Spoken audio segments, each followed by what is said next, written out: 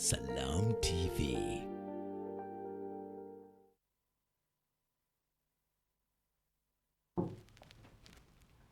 Assalamu alaikum wa rahmatullahi wa barakatuh. Omulungi atulaba ku Salam TV olunaku lwaleero.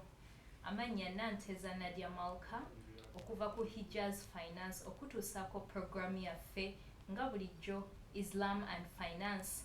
Hijaz Finance kitongole kya byansimbi nga kitambula n'okulamulwa kwa Quran oba hadith oba ne entambula endala enjawulo esinzibwako okuba nti nno tutegeera ebyensimbi nda ku busiramu ebutambula. Hijaz Finance tubeera bagule okuva Monday paka olw'omukaaga okuva ssaawa 2 paka ssaawa 10 okuva ku Monday paka olwokutaano era okuva ssaawa 3 okutuuka ssaawa 7 ku lw'omukaaga nga luno. Hijaz Finance tugamba nti jangu tweyungeko osobole okufuna services oba ebyenfuna ebitaliimu magoba oba kyewandiise riba. Okutweyungako ku Hijaz weetaaga ebintu bitono nnyo. Weetaaga okuba nti nno osobola okuaccessinga oba okuba nti nno osobola okukozesa essimu yo bweba ya Android osobola okudownloadinga app yaffe eya Hijaz Finance ng'oyita ku Google Play Store oba ng'oyita ku Apple Store ng'okozesa Hijaz Mobile okusobola okufuna app.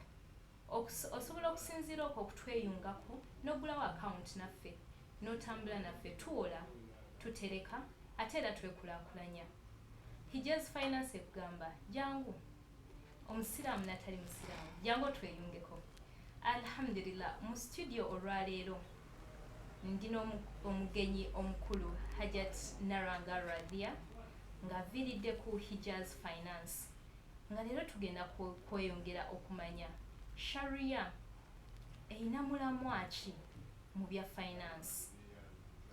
Hajat, assalamu alaikum wa rahmatullahi wa barakatuh. Wa alaikum salam wa rahmatullahi wa barakatuh. Omulungi atulaba era atuwuliriza ku Salam TV. Tubalamusa obanja kubalamusa n'ekiramusa ekirungi omubaka waffe kye yatusiimira nti assalamu alaikum wa rahmatullahi wa barakatuh. Twesimye nateera okubeerako naawe ku mpewo za Salam TV nga tukubaganya ebirowoozo oba tutemaatema ensonga eza Sharia mu finance okutwaliza awamu. Nyabo neeyanziza. Alhamdulillah, mashallah, nina essanyu okubeerako nateera ku mpewo za Salam TV. Tukwebaza nnyabo, nkwebaza okunkyaza okwogera ku nsonga za finance. Naawe kiwebale okukkiriza okubeera naffe. Hajja tuyingire mu program. Sharia ebigendererwa byayo biri ki ku byensimbi? Sharia oba eyina bigendererwa ki mu byensimbi Sharia? Neeyanziza okusookera ddala abo tukuba akatambi okuddako emabega ebbanga eritali ddene mwaliko ku puroguramu wano n'omukugu oba n'abakugu nga mwogera ku nsonga za Sharia era n'atemaatema Sharia kyeki, mu Sharia mulimu ki, tusiŋŋaanamu ki. Ebibuuzo nno biringa ebingi naye byonna byetooloolera ku bintu bitono nnyo nti Sharia ge mateeka agatufuga. Amateeka ago nga gatuweebwa Allah subhanahu wa ta'ala okutukuuma, okutukumakuma, okutulaga direction mu mbeera zaffe eza bulijjo. Nzijukira bwe waliko emabega wano ne Sheikh wa Sharia ate naddala mu mbeera eza finance. Kkirizanga tunagenda nkwebaza okufissayo akadde okutulaba. Alhamdulillah, Salam TV ye yange. Kati bwe siirabe Salam naalaba ki? Salam ye yange nino gibeerako. So tubadde tugoberera era Sheikh yatemaatema bulungi ensonga ezo n'atulaga nti Sharia etulambika mu mbeera ezaffe eziri social, eziri political n'eziri economical. Obwagazi bwange obusinga buli mu economic, embeera ez'ebyenfuna. Sharia erina omulimu gw'amaanyi nga yeekuyamba obutabula nga yekuyamba okukola ebyo ebinaakwagazisa munno ate batutuuka mu byensimbi ne kiyitira. Nze n'olwokuba njagala nnyo finance nguyita musaayi. Olaba omubiri gwo ng'omuntu bwe muba temuliimu musaayi. Olaba blood bank babanoonya nti mujjaani amuwaayo era banoonya ddala oyo. Banoonya ddala oyo alina gurupu yo. N'olwekyo nze ku lwange nzikiriza era nina okukakasa nti finance musaayi. Newankubadde nga musaayi ate tulina okwegendereza musaayi ki gw'okozesa. Musaayi ki ogwo gw'osalawo okubeera nagwo. Gwe musaayi gwennyini nga Qur'an teyalekayo kanyomero konna okuggyako nga yatufuga n'etulambika butya butusaanidde okutambula naddala mu byensimbi. Nga bwe ndi nti obwagazi bwange we buli. Tuddirayo ddala ononsonyiwa nnyabo omutesitesi okuzzaako emabega ebigendererwa ebya Sharia byo gye twogerako bigendererwa ki? Twogera Sharia yes tewaliwo kyagendererwa. Allah nno tukkiriza nti buli mateeka ge yatuwa yalina ensonga. Yalina ensonga ate ezimu sinneekusifu nnyo zaffe za bulijjo. Zimanyikiddwa buli omu kubanga ozitambuliramu. So alina ensonga lwaki yabikola. Naye ng'ensonga enkulu ennyo mu kugoberera Sharia oba Allah bye yagenderera abamanyi batugamba nti ensonga ziri ezi 5. Ensonga esooka mu yo amulabi atulaba afune ekitabo ne peni neyanziza okutujjukiza.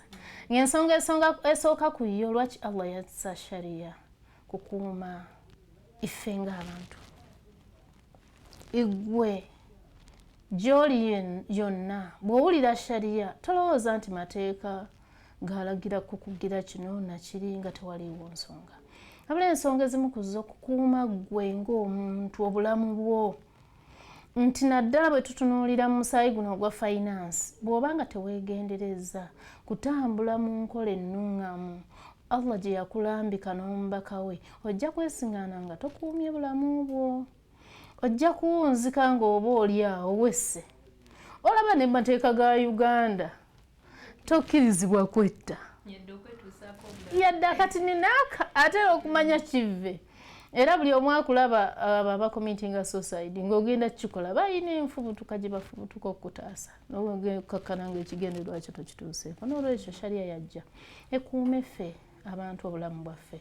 Etya nti bwe tugenda deep mu Sharia mu finance obulamu bwo osobola busaanyaawo otya singa togoberedde Sharia. Engeri nnyingi.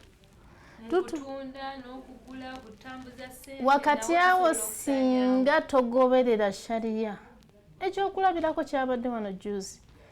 Omuyindi omusajja yakwata omugemera wala n'amusasira amasasi. Oli yali mu byansimbi bya finance, ono musajja wattu ali mu bya security. Be bamanyi Allah yasinga okumanya ebyabataawulula okkakkana ng'oli aggyewo obulamu bwa munne. Oba Sharia ogiraba. Teriyo muntu ava mu banka n'akumalawo. Yalina ensonga balina ekyabatanula. Either yamubanja nnyingi oba yamubanja nnyo okukkakkana ng'akoze ki ng'amugye mu bulamu. So Sharia ekugamba nedda tambula mu mateeka Allah ge yakulambika ebyo tebijja kubaawo.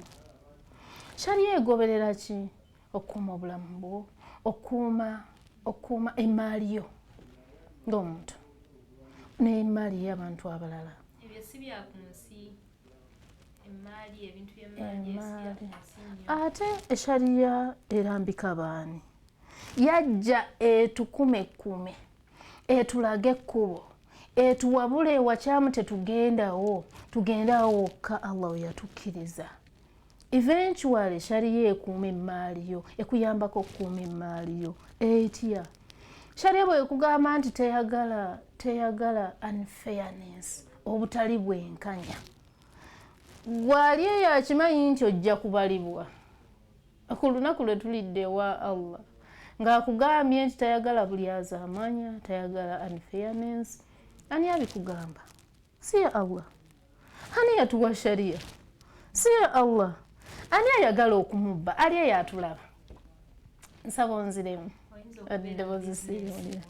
Subhanallah. Kakati gwe otambulira ku sharia. Omulamu oguli emabega wa kino Islam and finance.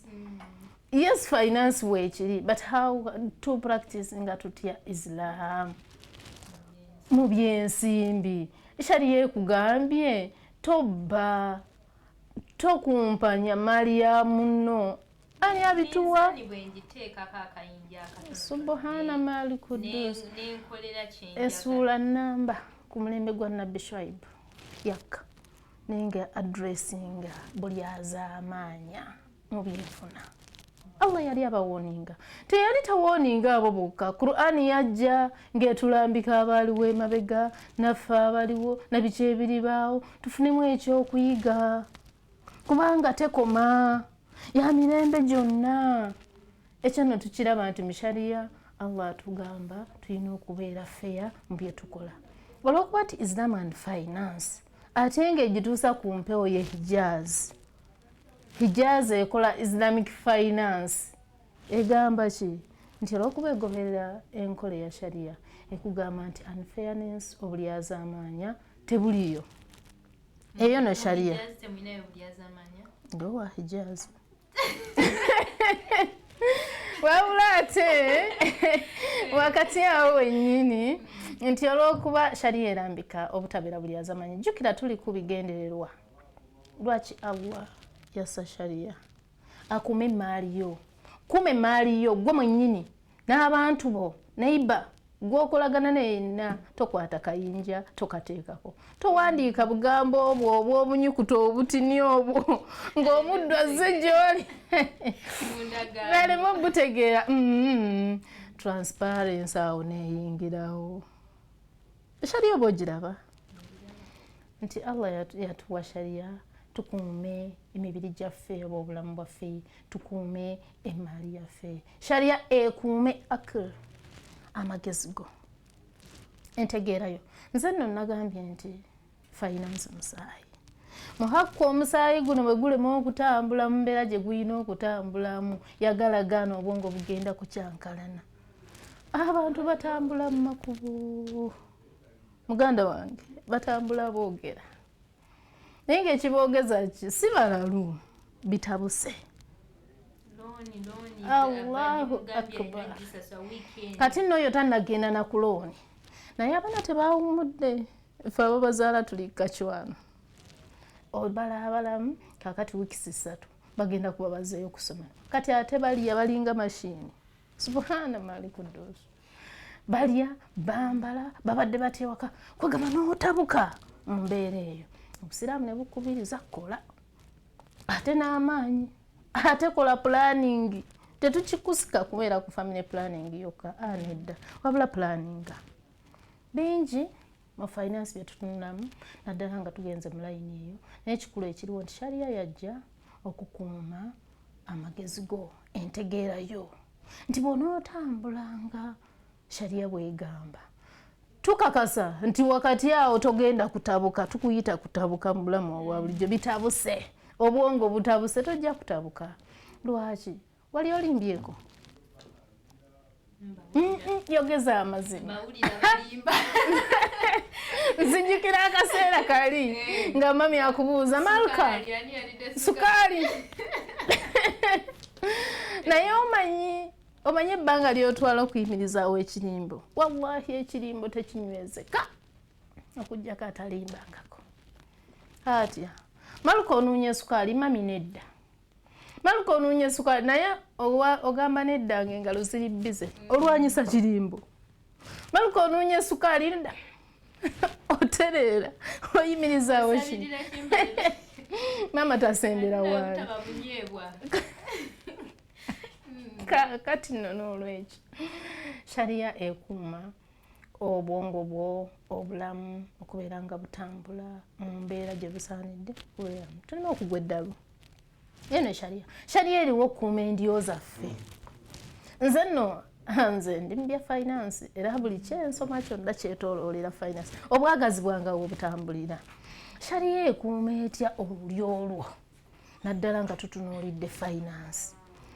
tunuulira bugenda okeera ku makya oli azaamanyiza muganda wo sisita wo brother wo oba aniwo ne waba mukaddewo ng'omuli azaamanyiza so abooluganda bika tebyatika naye nga tomukwatidde ku maali bameka betulabye beetema ebijambiya ekibeetemesa kimaali nti singa otambula mu makubo Allah ge yakulambika amatuufu agasaanidde teri nsonga lwaki oluli olwo togenda ddukuma mukolagana mu byemaali ne mukolagana mu mbeera zonna olw'okuba mukwatagana buli muntu agenda kusembeza munne mu bulamu bwammwe bwe mutambula tugamba ki nti Sharia ekuyambako okukuuma oluli olwo nga mukolagana temujja kubeera nti mwina omukolo gwe mukoze buli omu atabukire munne lwaki lwa byanfuna kyetulina okukola kitukkirize Sharia etufuge tukkirize Sharia etufuge mu mbeera zonna tukkirize Sharia etufuge kati ani atali musiraamu ayagala oli emaali ye mbuulira njagala onkakase omuyindi gwe baakuba amasasi yali musiraamu teyali musiraamu era mbuulira nti eyamukuba amasasi yali musiraamu teyali musiraamu Sharia ajja kukuuma ffenna teriiko musiraamu teriiko atali musiraamu oba tuli ffenna eyo nayo Sharia gye twogerako okay Sharia okuuma endyo okay alhamdulillah barakallahu khair hajati atutegeezezza ku ngeri Sharia gyegezaako okukumakuma obuntu ddala ng'eyitira mu byensimbi endyo zaffe amagezi gaffe omuntu ng'omuntu Sharia etunuulidde okumukuuma okubeera nti nno tasinkagana bizibu ku nsi oba olyawo ne ku akhira oba oluvannyuma lw'ensi kkiriza tugendeko mukuumulako tukomewo tweyongere okutegeera n'amawulire ge twafunye omukulembeze waffe okuba nti no yakkiriza n'ata ebintu bya finance nga bitambulira ku mbeera za Sharia. Assalamu alaikum warahmatullahi wabarakatuh. Alaikum salaam warahmatullahi. Ensangi zino amaka gaffe tegakyali kifo gye tusula busozi waafuuka ekifo we tukolera enkiiko z'emirimu we tusomera we twenywereza mu byokwerinda era we tusanyukira ebintu bino byonna okutambula obulungi weetaga intaneti eyesigika weefunire router ya MTN Wakanet esobola okuyungako ebyuma 32 ofune bando ya GB 4 ez'obwereere ku mitwalo 14,900 zokka obagula MTN Wakanet MiFi ku mitwalo 7.5 zokka ofune bando ya GB 15 ey'obwereere onyumirwa omutimbagano gwa internet genda ku maduuka ga MTN ogule MTN Wakanet MiFi oba router onyumirwa internet ekola ebyewuunyisa.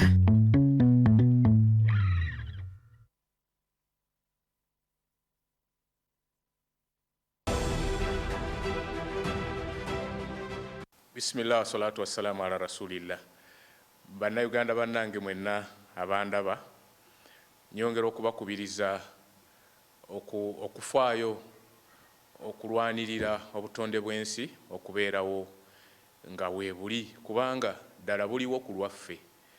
Katonda Allah subhanahu wa ta'ala yabuzingira mu bintu bingi. Buli kyonna ky'olabanga kitonde olabanga kiriwo ku lwa environment ate environment eyiyo kabibeere bisolo kebeere n'enjuba eyaka kagubeere mwezi kebeere munyenye kazibeere njuki oba biwuka buli kyonna ebisinga obungi biriwo ku lwa kagabeere mazzi kagibeere emyalo egikulukusa amazzi. N'olwekyo bwe tuba tunaakuuma obutonde bw'ensi twewale buli kyonna ekiyinza okubwonoona omuli okusuulasuula ebikebe ebicupa bya plastic ne tugenda nga tubisuulasuula mu myala ne tugenda nga tubisuula wonna we tusanze ne we gutaba mwala kubanga byonoona ettaka. N'olwekyo twewale okubeera nti tugenda tuteekawo ebintu ebiyinza ate okuleeta okwonoona obutonde bw'ensi ate nga buba bwonoonese yeffe tuba tufiiriddwa. Mbaagaliza ebiseera ebirungi. Assalamu alaikum wa rahmatullahi wa barakatuh. This message is brought to you by National Environment Management Authority, Kampala Capital City Authority, Vivo Energy, Airco, Pepsi, Stanbic Bank and NBS TV.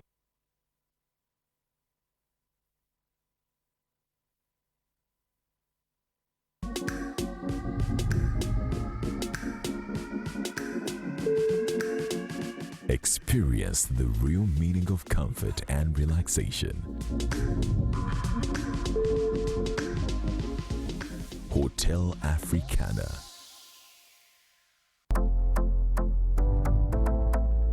Business goes well when there is comfort. For seminars, business meetings, conferences, and more, Hotel Africana is right there in the heart of the city.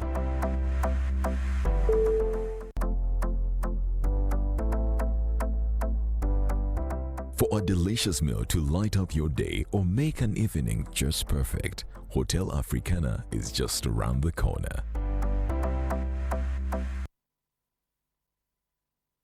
Pivot Pay bw'ofuna kukwatirako naawe nyweza okole ijja ne wumula nga totataaganyiziddwa. Pivot Pay ekwataganye n'abantu abatuufu oyimirizeewo empagi y'obusiraamu eya hijja. Waliwo abaggwamu essuubi nga balowooza nti hijja y'abamanyi bokka mpozzi n'abafumba abeesobola. Pivot Pay neekugamba nti bw'eseevinga nabo kisobokera ddala. Teweenyooma ng'omukyala w'akatale, maama kaduuka, omulimi, omulunzi, omukyala w'awaka, abavubuka, abaana b'amasomero osobulira ddala okukola hijja ne wumula. Tandika olwaleero okuseevinga ne Pivot Pay osobola $5,000 mutwalo. Seevinga ne Pivot Pay leero wulira ekyenjawulo era ekisufu. Bw'osonda ssente za hijja ne wumula ne Pivot Pay ne ziggwayo mu budde bakuwa omukandala gwa $100 kiramba beddu. Awo olugendo ne lukuwoomera. Enkola nnyangu, genda ku Google Play Store odownloadinge app ya Pivot Pay otandikirewo okuseevinga nabo. Okumanya ebisingawo kuba ku ssimu eno 0200-93-88-88. Pivot Pay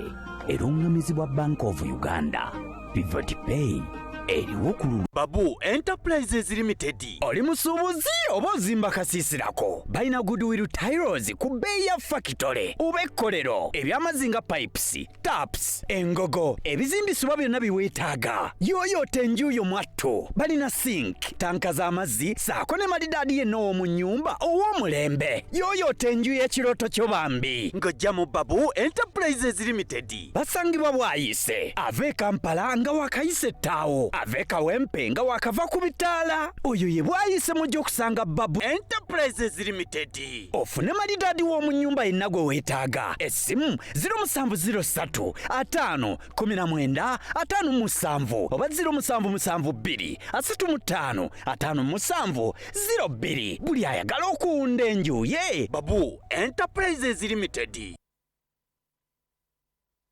The Office of the Academic Registrar, Islamic Call University College, wishes to inform the prospective candidates and the general public that admission for August 2023 intake for all academic program is currently ongoing in bachelor's degree for 3 years, diplomas for 2 years, and the certificates for 2 years. The said academic programs include our tuition is affordable and we offer bursaries to the needy. For more information, contact or visit our website at www.icuc.ac.ug or visit our head offices at Gaddafi Mosque Old Kampala, Islamic Call University College. Eno ye Salam TV.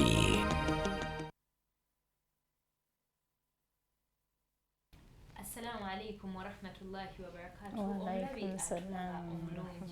Webale kubeera nti nno otambula naffe okutuuka akaseera kaneeno.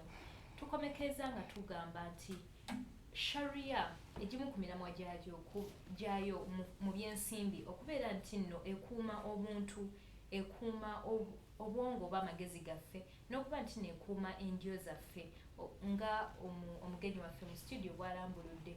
Twagala tweyongereyo tutegeere essaawa eno tubadde twafuna amawulire ebbanga eritali lyawala eriyise nti nno omukulembeze n'eggwanga bakkiriza okuba nti nno Islamic finance atambulira ku mutendera ogwa bank yadde ng'abadde yateebwa ku sacco level ne microfinance level era ne tuba nti nno tuli basiimu nnyo eri eggwanga lyaffe n'omukulembeze waffe twagala tumanye amateeka gano eno kulwaki galina okubeerawo era kulwaki Sharia ekola amateeka gano mu byensimbi nyabo omugenyi waffe tulambululire kulwaki twetaaga amateeka gano eno agensi aga Sharia mu byensimbi naye yanziza nnyo omutesitesi okusookera ddala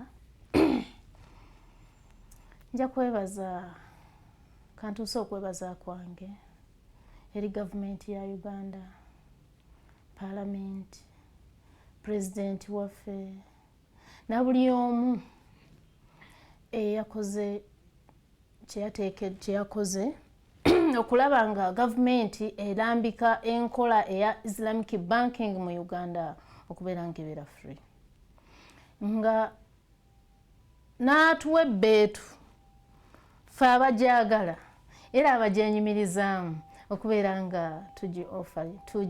tuwa obuweereza obwo ewataliwo atukuba ku mukono ekyo nno kirabikira mateeka agasayiningiddwa mangi gasayiningiddwa naye nze interest eyange erimu ago gokka agange geninamu obwagazi ab'ebyemizannyo gye bali bakoze ebyabwe naye nze agange awo layini eyange kubanga kimanyikiddwa nti mutuufu amateeka gonna agateekebwawo galuubirirwa okulambika institutions zonna ezikola bye zikola nga zitambulira mu nkola oba mu mbeera omuntu gyafunamu omuntu owa bulijjo kimanyikiddwa bulungi nnyo mujja mubimanyi abamu mbadde mbiraba nti omuntu yenna oba institution yonna ekola byekola nga tewaliiwo agikuba ku mukono ekola ebyo ebiryazaamaanya oli omuntu wa bulijjo n'olwekyo tuli basanyufu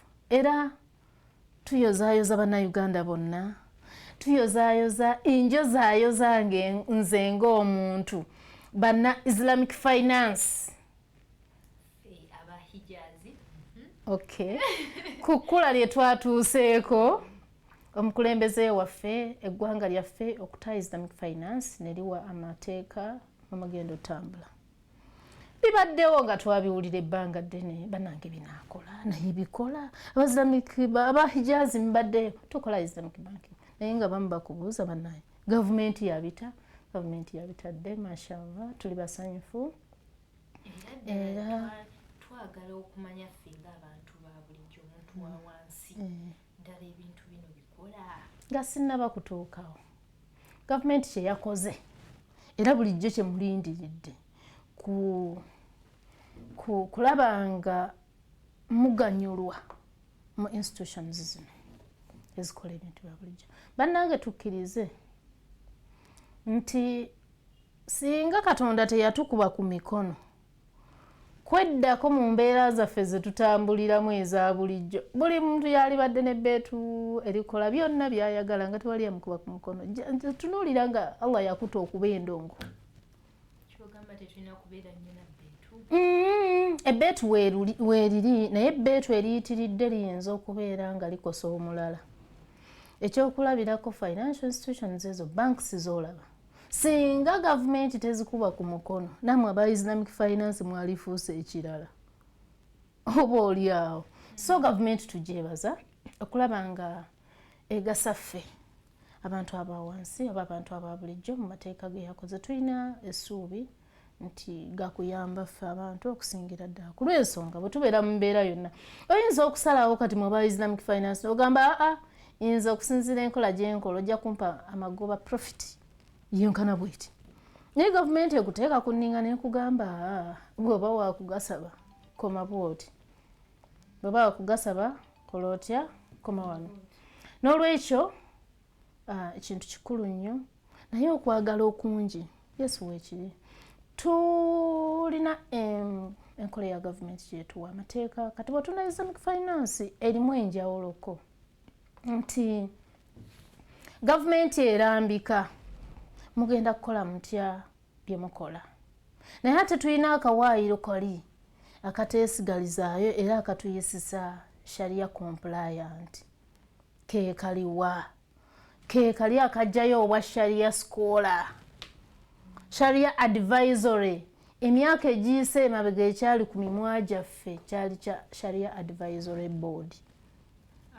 abakugu webaliba bagenda ozikola subhanallahi wa bihamdi kakati baba tebaliiwo abahijazi tukozesa baana bwobanga ogamba tebaliiwo abakugu gye bali ababisoma ate waliyo n'abo ddala ababikozeeko kubanga okusoma n'okumanya byawufu n'okukola byawufu ezimu ku nsonga oba oli awo ezalwisa sharia advisory board okubeera ng'erambikibwa butya oba eteebwa kwekubeera nti waaliwo embeera egambibwa nti abashariya abaliwo tebakola nga bya finance naye twagala okukakasa eggwanga naddala ba hijaz nti abakugu mwebali abashariya advisor abatuula ku boodi eyo erambika bino bye tugenda okulaba wammanga mu bufunze kubanga olw'obufunda lw'obudde buyinza obutatumala nti sharia advisory board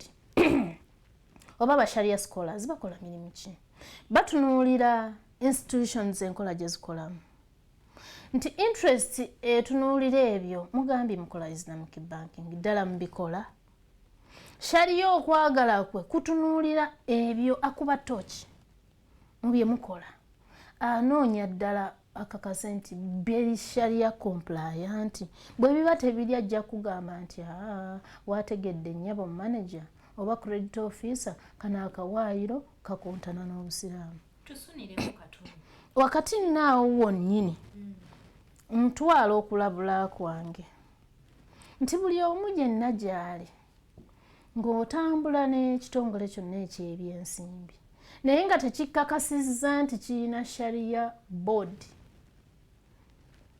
tekawaka tukayita kasitale tukayita koma tukayita kakoma ako oba akabuuza nti abaffe ddala bye bampa ddala bye bakola bye batugamba nti babikola bigoberera omusingi ogwa sharia oba nedda ddayo babuuze wekenneenye kubanga at the end of the day gw'ofuna ensimbi zino ate gw'ozikozesa buli muntu ajja kubuuzibwa lulwe sharia advisory board kozi obadde ombuuza ki madde njagala otusunireko katono otulambululireko kiki ekiyinza okugwa mu haramu oba ebigwa mu halali nga tutuuse mu byensimbi ebyo sharia byetunuulira ddala ng'erina institutions zino okay akati ekisooka ekya buli omu kyamanyi ekya bulijjo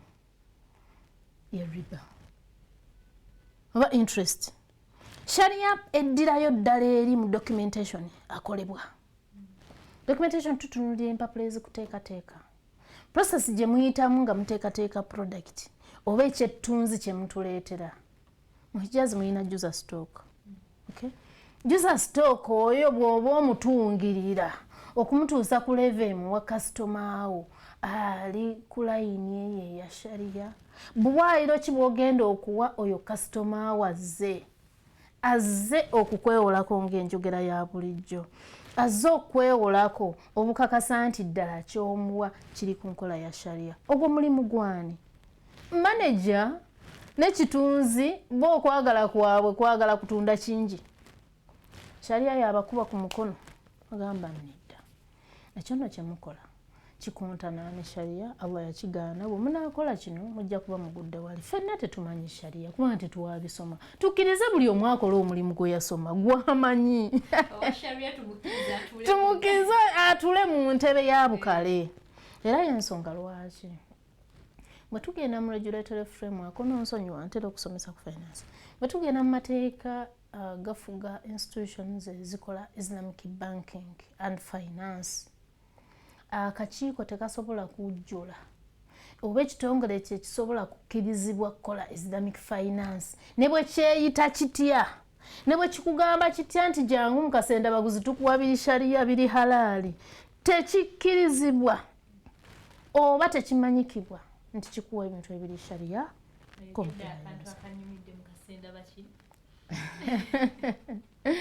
kyogamba ebitongole byonna ebiri eyo ebiremeddwa okuteeka wa sharia mu bo tetulina kubyesiga tewali kubuusabuusa.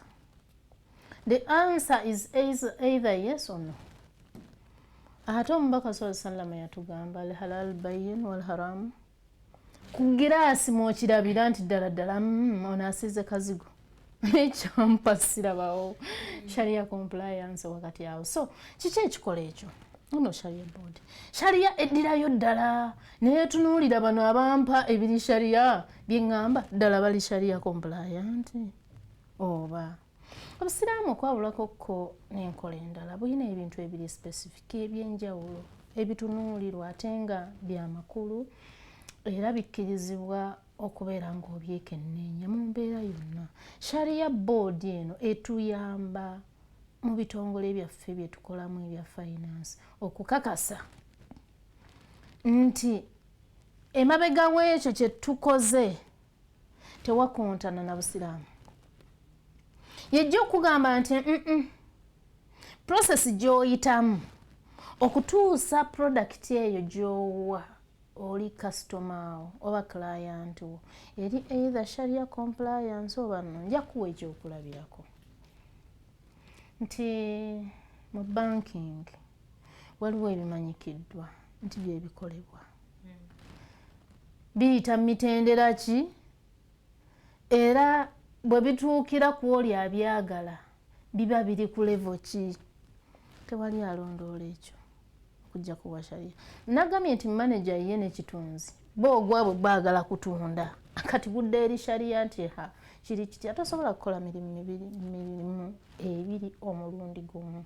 Kkiriza obeere kyoli n'oli abeere kyali. Naye tugamba kinti byonna bwe tubanga twagala oba tugamba nti tusaba Allah atuwejjana rabbana atina fid dunya hasanata wa fil akhirati hasanata hasanata onogifuna otya nga embeera zo tezitunuulidde Allah byayagala. Sisuubira fid dunya hasanata tejja kujja nga gwe weegobyeko sharia. Hasanata fil akhirati tejja kujja nga edduniya yagaana etyo ezo zikuŋŋaanya mu bungi nga bw'ozaagala naye wallahi n'otuuka ng'ofaafaaganiddwa bangi. Kano kalowoozo kubanga ndaba obudde bugenda tuyinza obutabimalaayo wabula tukoona kakatini. Kano kalowoozo eryo yatulaba yenna n'anaatulaba enkeera kubanga salaamu eri ku mitimbagano n'anaatulaba emyaka eginaddako okukakasa nti byafuna byayingiza mwayingiza emaali butya bwagiyingiza butya bwagifulumya etambula ne sharia nga bwegamba. Allah ayinza okugezesa n'otiba ebbanga lyotiba gwe weemanyi ddamu ggwe munda weebuuliriza enkola bikimbikola nti Allah ayinza okugezesa n'akuwa ebbeetu naye akaseera katininya bwe kati kakukwatamu n'oyaziina nga abasaala tewali n'oyagala okimeswala ng'ogiyimiridde mwogu naye ng'ate tolina nniya esaala. Tugamba ki? Ebyensi ebirungi tebikoma. Buli muntu ayagala afune ekyo kyalowooza nti kyasaanidde ofuna naye obifunye otya? Mwana wattu ebintu by'obusiraamu si byebyangu ennyo tebinyuma nnyo ng'omuntu abikugamba oba abikusomesa naye ekituufu kisigala kituufu. Ne bw'oweetooloola ekituufu kisigala kituufu, amazima gasigala mazima, sharia esigala nga yeerambika omuntu yenna atali musiraamu yenna. N'olwekyo wakati wano nzikiriza nnyabo mutesitesi mbeeko ebibuuzo bye nnyanukula nga si gwe obimbuuzizza naye nga eggwanga libiriina already byabuuziddwa dda. Islamic banking eno kakati omukulembeze yagitadde bannange tegenda kugasa basiraamu bokka.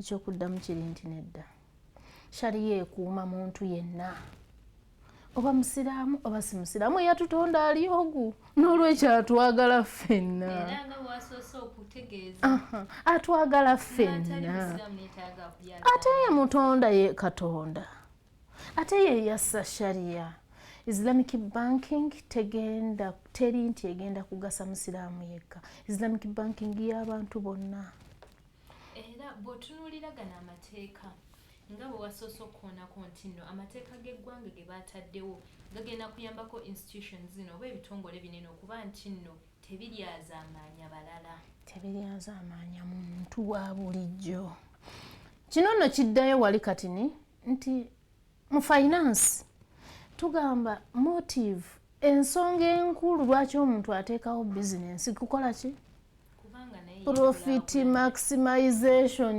kulaba nti akuŋŋaanya amagoba mu bungi n'obungi nga bwe yali yadde ayagala kati ani asobola omumukuba ku nsulubutto gemateeka ye gavumenti yavuddeyo kulambika kubanga bujjako era kumakya nga banka yo gy'omanyi ebadde ekola biri ebirala byokka ng'ekugamba nti bannange jangu naffe tukuwe Islamic banking products wabula akikola ddi alina kudda eri ekitegeeza amateeka gano eno institution oba ebitongole tebyanditidde ddala amateeka agatunuulira emisolo kubanga waliwo okutya emisolo gino eno tegitunyigirize ne tutuuka ne tunyigiriza abantu ba bulijjo ennyo kakati emisolo egitunyigiriza ye ani afuna mu misolo si yaffe bwe bazimba enguudo ani agifunamu si ffe ate amalwaliro kale n'olwekyo tukkirize gavumenti kye yatusaliddewo kyekisinga ate bannange kiki mubadde mutalaba ebigenda mu maaso kati omukulembeze bw'aba yavuddeyo nga yalabye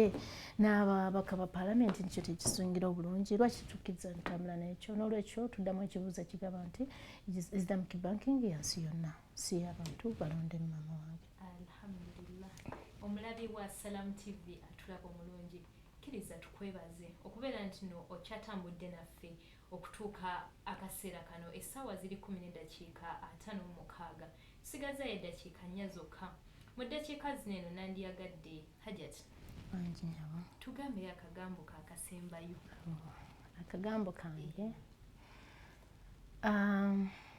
ka finance tukubirizeeyo omuntu nze naatudde wano nva mu Hijaz lwaki njogera nnyo ku finance ate Islamic because Hijaz mu Hijaz tuwa enkola ya Islamic banking buli kyoyagala kyonna Islamic banking erina models nyingi zeekozesa ng'ewola ng'esevinga nga yeekulaakulanya nyingi era zimu eziri mu Hijaz nkukubiriza wena gy'oli ng'owulira bikuttemu ng'owulira wakati awo osobeddwa nzire wantambule naani Hijaz tubalindiridde tuli baggule nga bwatugambye mu Uganda yonna Hijaz kye kitongole ekyatongozebwa era ekimanyikiddwa nti kikola ku nkola ya Islamic finance oba Islamic banking ekitongole gy'onaagenda yonna kwata essimu yo gwe noonyaayo kantu kamu www.hijazfinance.com tusomeeko tutegeere twegatteko tuli wakati mu kibuga wali tewaliwo mugotteko tebajja kukoona ng'oyingira Hijaz Conrad Plaza Nasa Road wegattira n'Entebbe Road ojja kulaba bulungi nnyo ku Hijaz oba otuuse tubakoowoola mashallah enamba yaffe ennungi gye tusookerako emanyikiddwa buli omu eri 070006123 wogikoonerako wonna oba oyogera nawa Hijaz. Okay. 070006123 oba genda ku Play Store yo koonamu akagamba nti Hijaz Finance app awo wennyini ojja kubanga otuuse weegattira ku Hijaz nga tonnaba nakutuukayo nga tonnaba nakuba simu bwebigaanamu wakati awo kuba ku simu eyo n'aba Apple nabo balina app yaabwe eya Hijaz era bw'ogikoonamu direct kutuusa ku Hijaz ebisingawo tukyalireko tukubire ku simu jangu tuukayo olabe okola n'abaani bali luddawa mu Hijaz tubakowola. Nsigadde ndi manager wa Hijaz Nalwanga Radhiya. Assalamu alaikum wa rahmatullahi wa barakatuh. Kwebaziza nnyo Hajat okukkiriza okuba nti nno ozze okutulambulirako ku bintu bineno wammanga. Omulabi waffe wa Salam TV webale kuba nti nno otuwa obudde bwo okuba nno bako kyoyiga okuva ku bamanyi ab'enjawulo abajja okutuyigiriza ku byensimbi mu show yaffe eya Islam and Finance. Sigadde nze Nanteza Nadia kuva ku Hijaz Finance. Assalamu alaikum wa rahmatullahi wa alaikum salam wa rahmatullahi wa barakatuh. Eno ye Salam TV.